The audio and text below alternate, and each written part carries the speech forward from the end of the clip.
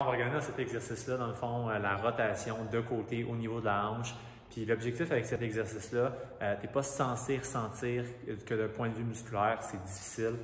Ce qu'on veut vraiment, c'est que l'os de ta jambe, donc le fémur, aille chercher la pleine amplitude au niveau, la pleine amplitude active au niveau de ta hanche, de la cavité de ta hanche. Fait en gros, ce qu'on va vouloir faire en position de côté, right?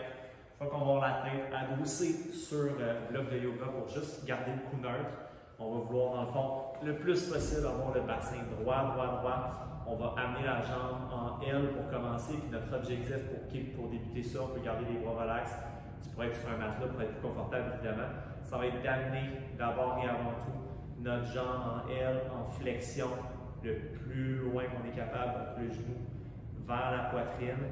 Donc, le fémur est capable d'aller en flexion, c'est normal. Ensuite de ça, on va aller en ouverture, en rotation externe, en gardant le bassin droit le plus possible. Donc là, à un certain point, tu devrais sentir ta fesse se contracter, tu devrais sentir que tu n'es plus en mesure d'aller plus loin que là. À partir de là, on va aller en rotation interne vers l'arrière et en extension.